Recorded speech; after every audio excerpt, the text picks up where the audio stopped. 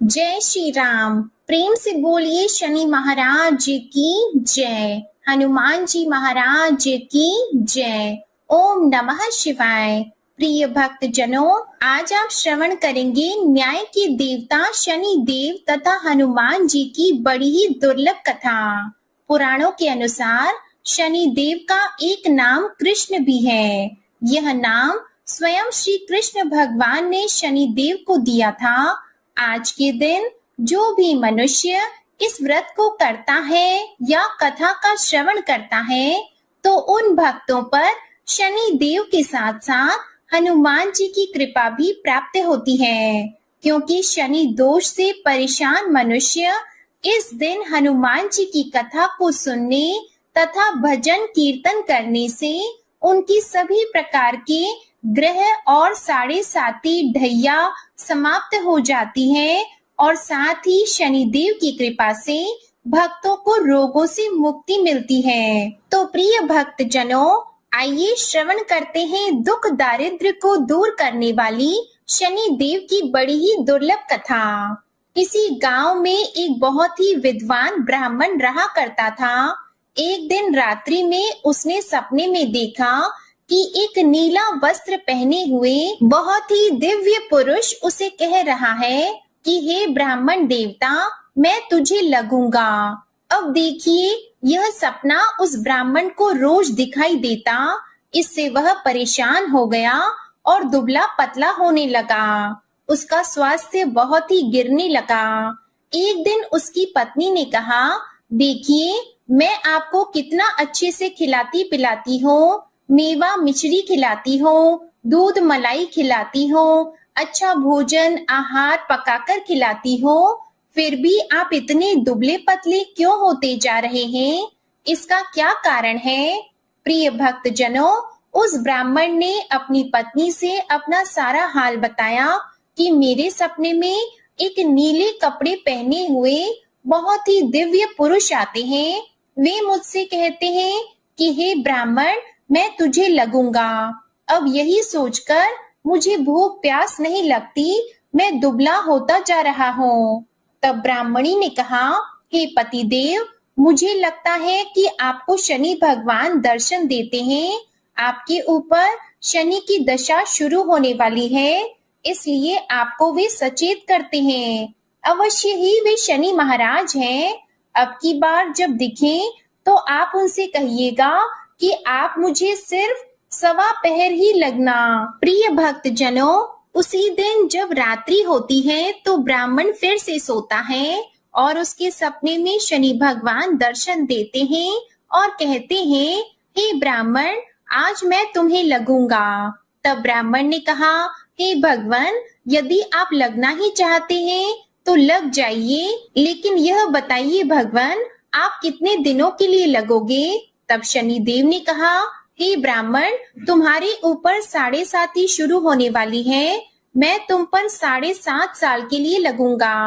तब ब्राह्मण ने कहा, क्षमा कीजिए भगवान, इतना भारी तो मुझसे झेला नहीं जाएगा, 7.5 साल बहुत है भगवान। तब शनि देव बोले, अच्छा, 5 वर्ष के लिए लगूंगा। तब ब्राह्मण ने कहा, शनि महाराज, यह भी मेरे लिए ज्यादा है। शनि भगवान बोले, तो ठीक है, 2.5 साल का लग जाओ।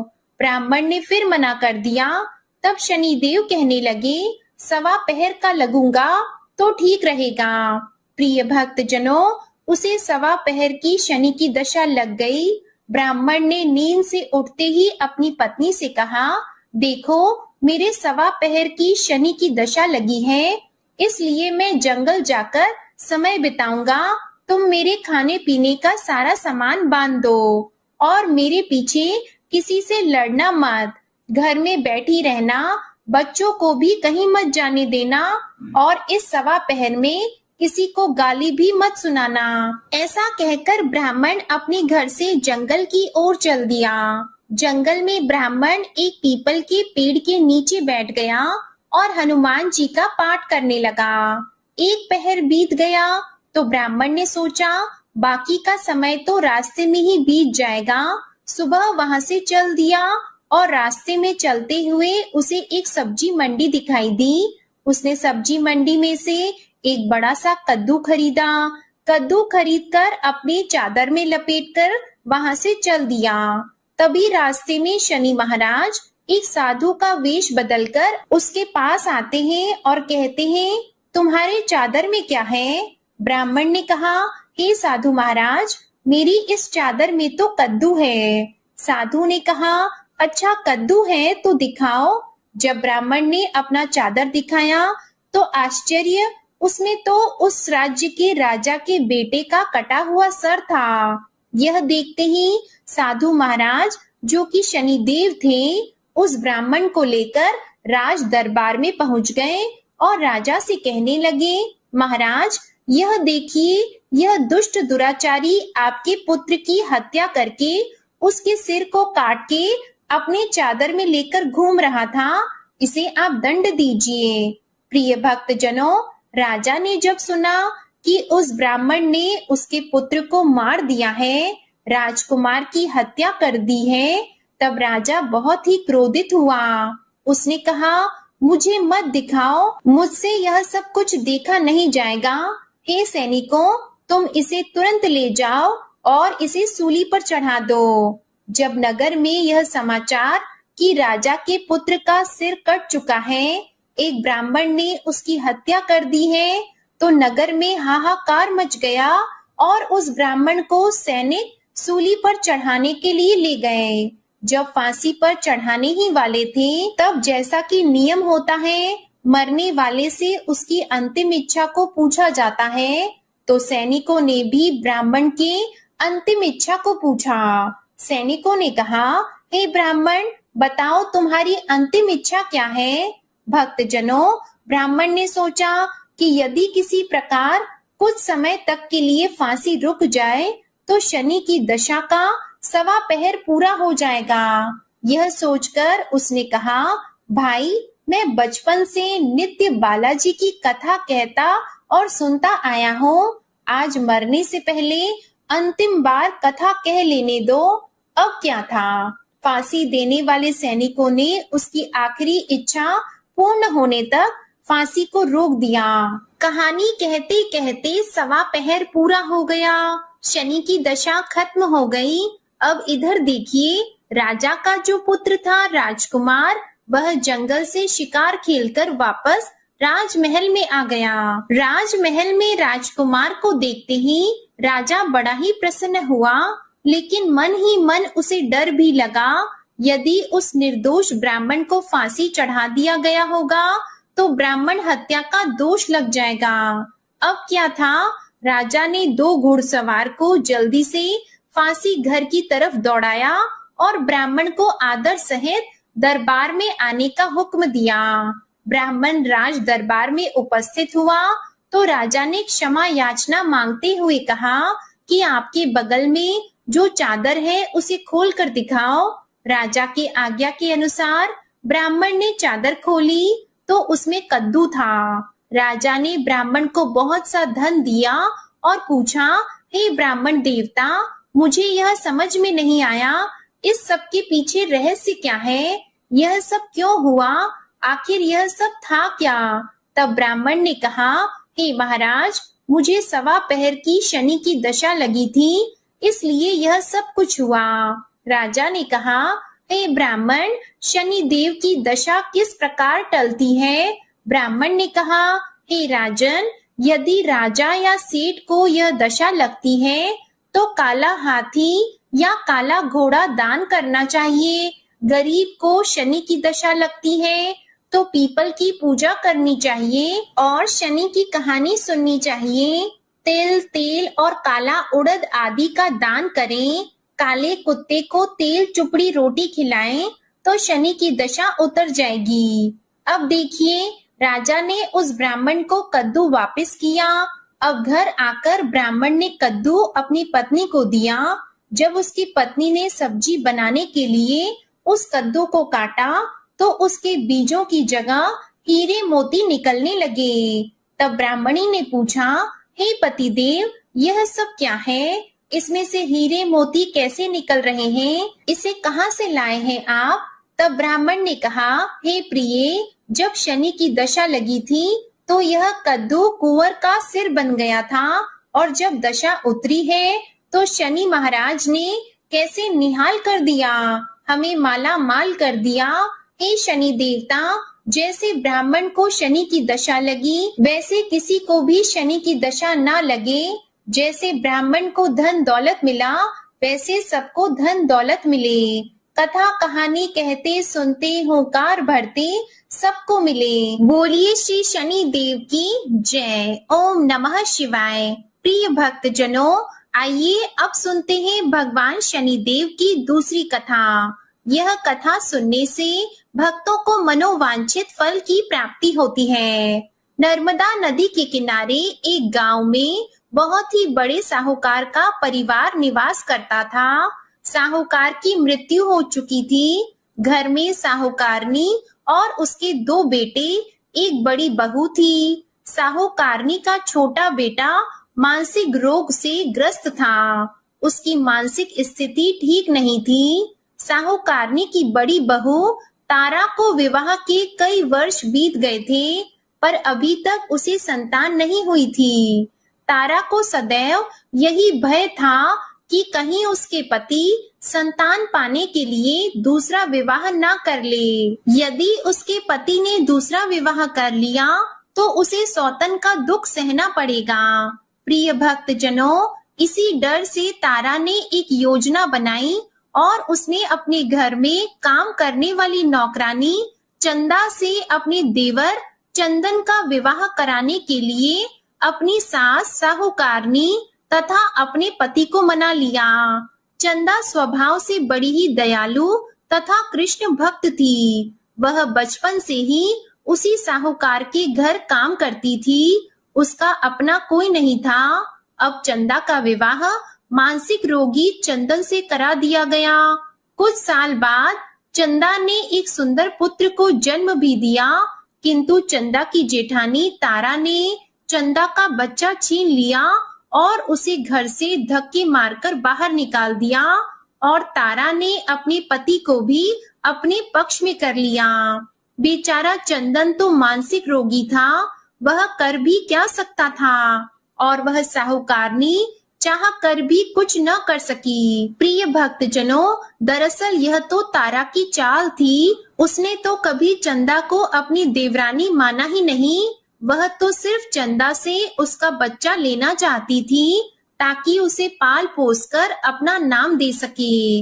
अब देखिए, चंदा के बार बार रोने गिड़गिड़ाने पर भी तारा नहीं मानी और उसे उस गांव से ही निकाल दिया। अब चंदा गांव गांव भटकने लगी। भटकते भटकते वह कृष्ण जी के एक पुराने मंदिर में पहुंच गई। वहीं पर उसने प्रभु से न्याय की गुहार लगाई। वह अपना सर भगवान की चौखट पर पटकने लगी और लगातार ओम कृष्णाय नमः मंत्र का जाप भी करती रही। प्रिय भक्त जनों, उस स्त्री की करुण पुकार न्याय के देवता शनिदेव ने सुनी तथा भगवान श्री कृष्ण के आदेश से तुरंत चंदा के पास उपस्थित हो गए और साधारण मनुष्य का रूप धारण करके उसे अपने आप को कष्ट ना पहुंचाने के लिए कहा और कहा, हे बहन, तुम भगवान श्री कृष्ण पर विश्वास रखो और ओम श्री कृष्णाय नमः मंत्र का जाप करती रहो। तुम्हारा अवश्य ही कल्याण होगा। तुम्हारे जो भी दुख हैं, सब भगवान श्री कृष्ण हर लेंगे और शनिदेव की कृपा से तुम्हारा मंगल होगा। यह सुनकर चंदा भगवान श्री कृष्ण की आराधना में लग जाती है और शनिदेव का ध्यान करते हुए ओम कृष्णाय नमः मंत्र का जाप करने लगी। अब शनिदेव एक साधु का वेश बदलकर साहूकार के घर पहुंच गए और अलख निरंजन का अलख जगाने लगे। तब घर से बाहर साहूकारनी निकली और उसने भिक्षा देकर उन्हें प्रणाम किया। तब साधु रूपी शनिदेव ने कहा, हे देवी, मैंने सुना है आपके घर में कोई मानसिक रोगी है। मैंने 7 सालों से हिमालय के जंगलों में भटकते हुए बहुत ही दुर्लभ जड़ी बूटी इकट्ठी की है, जो हर प्रकार के रोगों को समाप्त कर देती है। यदि आप कहें तो मैं आपके घर के मरीज को ठीक कर सकता हूँ। प्रिय भक्तजनों, उस साहूकारनी ने कहा, हे महात्मा, अहो भाग्य जो आप यहाँ पधारे। हाँ महाराज जी, मेरा छोटा बेटा जो कि दिमागी रूप से बीमार है, आप उसे ठीक कर दीजिए। आप जो चाहेंगे मैं वह आपको दूंगी। आइए, घर के अंदर आइए। साहूकारनी ने अपने बेटे चंदन को साधु महाराज को दिखाया, जो अब चंदा के चले जाने से बहुत ही दुखी था। साधु महाराज ने अपने कमंडल से जल निकालकर उसे अभिमंत्रित करके चंदन को पीने के लिए दिया। उस जल को पीते ही चंदन बिल्कुल ठीक हो गया और साधु महाराज ने तारा को भी बहुत समझाया कि वह चंदा का बच्चा उसे वापस कर दे और अपनी गलती को स्वीकार कर ले, किंतु नहीं मानी। वह तो उल्टे ही साधु महाराज को डांटने लगी, यहाँ तक कि चंदन के ठीक होने से उससे ईर्ष्या करने लगी। इस बात से रुष्ट होकर भगवान शनिदेव की दशा तारा को लग गई और वह मानसिक रोगी हो गई। उसका एक हाथ लकवा से ग्रस्त हो गया। साधु महात्मा के बताए अनुसार चंदन अपनी पत्नी चंदा को घर ले आया और अपनी पत्नी, बच्चे और माँ के साथ हंसी खुशी जीवन व्यतीत करने लगा। प्रिय भक्तजनों, तारा को शनिदेव ने उसके कर्मों का फल दिया और चंदा के सिर्फ ओम कृष्णाय नमः मंत्र का जाप करने से उस पर कृपा बरसाई और उसका बच्चा, पति, परिवार वापस मिल गया। उसका पति भी स्वस्थ हो गया। जय शनिदेव, जय जय शनिदेव। ओम नमः शिवाय। प्रिय भक्तजनों, साढ़े साती क्या होती है, इससे लोग क्यों डरते हैं? यह सही है कि साढ़े साती के समय व्यक्ति को कठिनाइयों और परेशानियों का सामना करना पड़ता है, किंतु इससे डरने और घबराने की कोई बात नहीं। इसमें कठिनाई और मुश्किल हालात जरूर आते हैं, परंतु इस समय व्यक्ति को कामयाबी भी मिलती है। बहुत से व्यक्ति साढ़े साती के प्रभाव से सफलता की ऊंचाइयों पर पहुंच जाते हैं। साढ़े साती व्यक्ति को कर्मशील बनाता है और उसे कर्म की ओर ले जाता है। अभिमानी, हठी और कठोर व्यक्तित्व वाले व्यक्ति से यह काफी मेहनत करवाता है। साढ़े साती के 3 चरण होते हैं। साढ़े साती का पहला चरण नजदीकी रिश्तेदारों और जातक को प्रभावित करता है।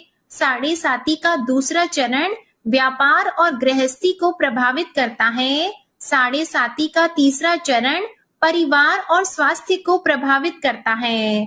भगवान शनिदेव न्याय के देवता हैं। ये कभी भी किसी को ऐसे ही दंड नहीं देते।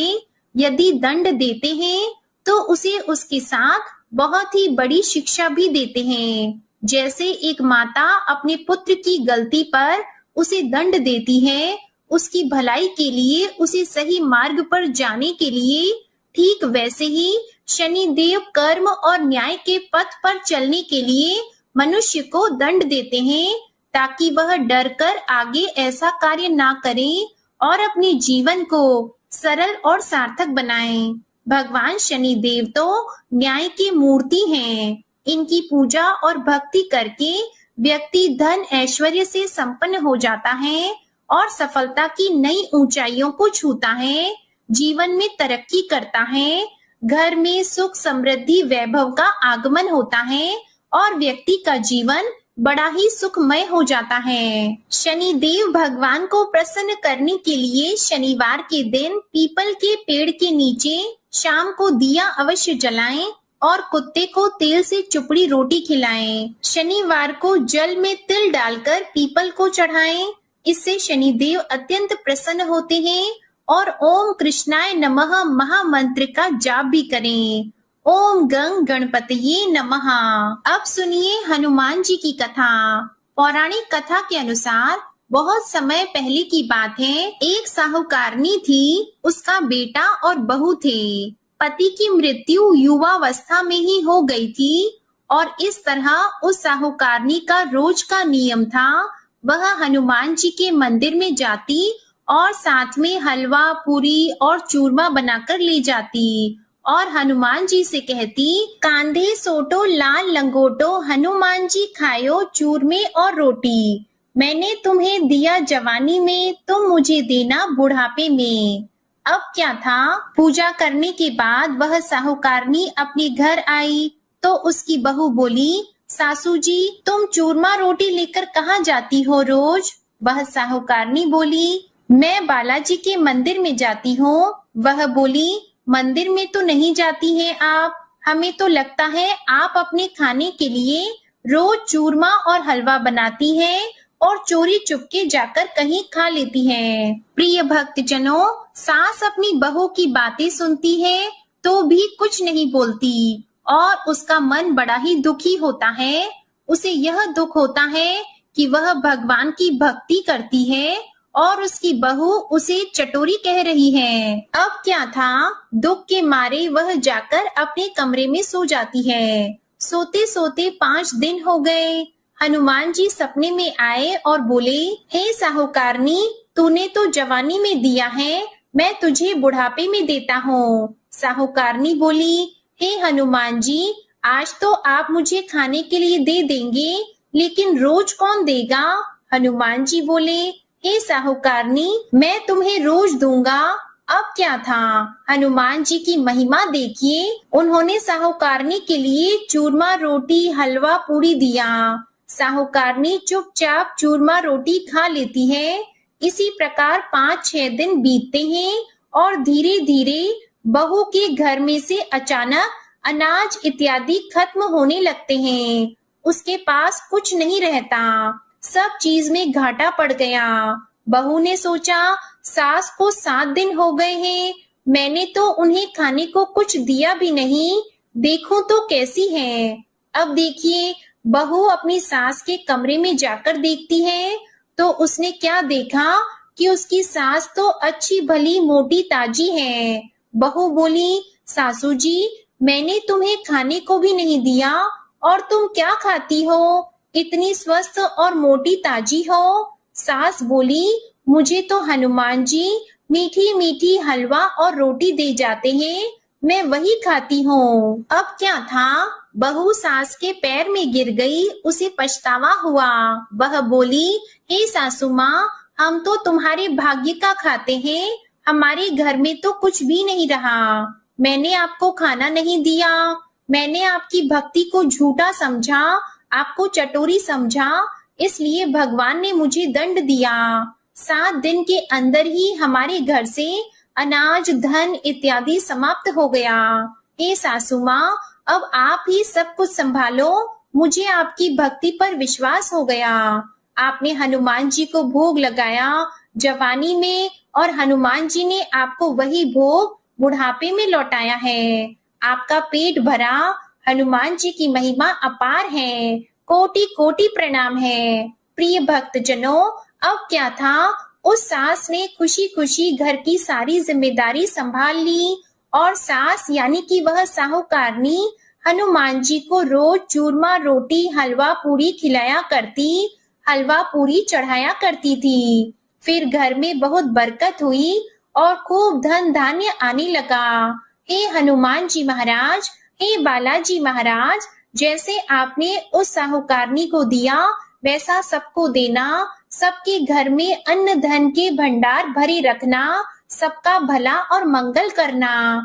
इस कथा कहानी को कहने सुनने वाले तथा हुंकारा भरने वाले सभी को देना। बजरंगबली हनुमान जी की जय। ओम नमः शिवाय। प्रिय भक्तजनों, दूसरी कथा है मंगल देवता की कथा। एक नगर में एक वृद्धा रहती थी, उसका एक ही पुत्र था। उस वृद्धा की हनुमान जी पर बहुत गहरी आस्था थी। वह हर मंगलवार का व्रत रखती थी और हनुमान जी की पूजा आराधना करती थी। एक बार हनुमान जी ने अपनी भक्तिनी उस वृद्ध महिला की श्रद्धा का परीक्षण करने का विचार किया। हनुमान जी साधु का वेश धारण कर वृद्धा के घर गए और पुकारने लगे कि है कोई हनुमान भक्त जो हमारी इच्छा पूर्ण करे। तब आवाज उस वृद्धा के कान में पड़ी। पुकार सुनकर वृद्धा जल्दी से बाहर आई और साधु को प्रणाम कर बोली, आज्ञा महाराज। हनुमान वेशधारी साधु बोले, मैं भूखा हूँ, भोजन करूंगा, तुम थोड़ी सी जमीन लीप दो। वृद्धा दुविधा में पड़ गई। अंततः हाथ जोड़कर बोली, महाराज, लीपने और मिट्टी खोदने के अतिरिक्त आप कोई दूसरी आज्ञा दें, मैं अवश्य पूर्ण करूंगी। साधु ने 3 बार प्रतिज्ञा कराने के बाद कहा, तू अपने बेटे को बुला, मैं उसकी पीठ पर आग जलाकर भोजन बनाऊंगा। यह सुनकर वृद्धा घबरा गई, परंतु वह प्रतिज्ञाबद्ध थी। उसने अपने पुत्र को बुलाकर साधु को सौंप दिया। साधु वेशधारी हनुमान जी ने वृद्धा के हाथों से ही उसके पुत्र को पेट के बल लेटाया और उसकी पीठ पर आग लगवा दी। आग जलाकर दुखी मन से वृद्धा अपने घर में चली गई। इधर भोजन बनाकर साधु ने वृद्धा को बुलाकर कहा कि उनका भोजन बन गया है, तुम अपने पुत्र को पुकारो ताकि वह भी आकर भोग लगा ले। इस पर वृद्धा बोली, उसका नाम लेकर मुझे और कष्ट न दें। लेकिन जब साधु महाराज नहीं माने तो वृद्धा ने अपने पुत्र को आवाज लगाई। वह अपनी माँ के पास आ गया और अपने पुत्र को जीवित देखकर वृद्धा को बहुत आश्चर्य हुआ। वह साधु के चरणों में गिर पड़ी। तब हनुमान जी अपने वास्तविक रूप में प्रकट हुए और वृद्धा को भक्ति का आशीर्वाद दिया। तो प्रेम से बोले, शंकर भगवान की जय हो, बजरंग बली की जय हो। प्रिय भक्त जनों, अब सुनिए हनुमान जी की तीसरी कथा। पौराणिक कथा के अनुसार ऋषि नगर में केशवदत्त नामक एक ब्राह्मण अपनी पत्नी सावित्री के साथ रहते थे। केशवदत्त के घर में धन संपत्ति की कोई कमी नहीं थी। नगर में सभी केशवदत्त का सम्मान करते, लेकिन केशवदत्त संतान नहीं होने से बहुत चिंतित रहता था। दोनों पति पत्नी हर मंगलवार को हनुमान जी की पूजा करते। विधिवत मंगलवार का व्रत करते हुए वर्षों बीत गए। ब्राह्मण बहुत निराश हो गया, लेकिन उसने व्रत करना नहीं छोड़ा। कुछ दिनों बाद केशवदत्त हनुमान जी की पूजा करने के लिए जंगल में चला गया। उसकी पत्नी सावित्री घर में रहकर मंगलवार का व्रत करने लगी। दोनों पति पत्नी पुत्र प्राप्ति के लिए मंगलवार का विधि पूर्वक व्रत करने लगे। सावित्री ने अगले मंगलवार को व्रत किया, लेकिन किसी कारणवश उस दिन सावित्री हनुमान जी को भोग नहीं लगा सकी और उस दिन वह सूर्यास्त के बाद भूखी ही सो गई। काम की अधिकता के कारण उससे यह भूल हो गई थी। अगले मंगलवार को हनुमान जी को भोग लगाए बिना उसने भोजन नहीं करने का प्रण कर लिया। अब क्या था, 6 दिन तक भूखी प्यासी रही। 7वें दिन मंगलवार को सावित्री ने हनुमान जी की पूजा की, लेकिन तभी भूख प्यास के कारण सावित्री बेहोश हो गई। हनुमान जी ने उसे सपने में दर्शन देते हुए कहा, उठो पुत्री, मैं तुम्हारी पूजा से बहुत प्रसन्न हूँ। तुम्हें सुंदर और सुयोग्य पुत्र होने का वर देता हूँ। यह कहकर हनुमान जी अंतर ध्यान हो गए। उसी समय सावित्री ने उठकर हनुमान जी को भोग लगाया, स्वयं भोजन किया। हनुमान जी की अनुकंपा से सावित्री ने एक सुंदर शिशु को जन्म दिया। मंगलवार को जन्म लेने के कारण उस बच्चे का नाम मंगल प्रसाद रखा गया। अब देखिए, कुछ दिनों बाद सावित्री का पति केशवदत्त घर लौट आया। उसने मंगल प्रसाद को देखा तो सावित्री से पूछा, यह सुंदर बच्चा किसका है? सावित्री ने प्रसन्न होते हुए कहा कि मुझे हनुमान जी ने दर्शन दिए हैं और पुत्र प्रदान करने की सारी कथा अपने पति से कह सुनाई। लेकिन केशवदत्त को उसकी बातों पर विश्वास नहीं हुआ। उसके मन में पता नहीं कैसे यह कलुषित विचार आ गया कि सावित्री ने उसके साथ विश्वासघात किया है। अपने पापों को छुपाने के लिए सावित्री झूठ बोल रही है। केशवदत्त ने उस बच्चे को मार डालने की योजना बनाई। एक दिन केशवदत्त स्नान करने के लिए कुएं पर गया। मंगल प्रसाद भी उसके साथ था। केशवदत्त मौका देखकर मंगल देव को कुएं में फेंक दिया और घर आकर बहाना बना दिया कि मंगल तो कुएं पर मेरे साथ पहुंचा ही नहीं। केशव दत्त के इतना कहने के ठीक बाद मंगल दौड़ता हुआ घर में आ गया। केशव दत्त मंगल को देखकर बुरी तरह हैरान हो गया। उसी रात हनुमान जी ने केशव दत्त को सपने में दर्शन देते हुए कहा, हे केशव दत्त, तुम दोनों के मंगलवार के व्रत करने से प्रसन्न होकर पुत्र जन्म का वरदान मैंने दिया था, फिर तुम अपनी पत्नी पर शक क्यों करते हो? उसी समय केशव दत्त ने अपनी पत्नी सावित्री को जगाकर उससे क्षमा मांगते हुए स्वप्न में हनुमान जी के दर्शन की सारी कहानी सुनाई। केशव दत्त ने अपनी बेटे को हृदय से लगाकर बहुत प्रेम किया। उस दिन के बाद सभी आनंद पूर्वक रहने लगे। मंगलवार का विधिवत व्रत करने से केशव दत्त के सभी कष्ट दूर हो गए। इस तरह से जो भी स्त्री पुरुष विधिवत मंगलवार का व्रत करके व्रत कथा सुनते हैं, हनुमान जी उनकी सभी कष्ट दूर करके घर में धन संपत्ति का भंडार भर देते हैं, शरीर के सभी रोगों को नष्ट कर देते हैं। प्रेम से बोलिए बजरंगबली हनुमान जी की जय। ओम नमः शिवाय। आप सभी पर शनिदेव और हनुमान जी की कृपा सदा बनी रहे। आज की कथा पसंद आई हो तो वीडियो को लाइक करके चैनल को सब्सक्राइब कीजिएगा और कमेंट में शनिदेव और हनुमान जी की जय जरूर लिखिएगा। इसी के साथ आज आप हमारे चैनल पर चैत्र मास महात्म्य की कथा और कामदा एकादशी व्रत कथा भी जरूर सुनिएगा। प्रेम से बोलिए शनि महाराज और हनुमान जी महाराज की जय।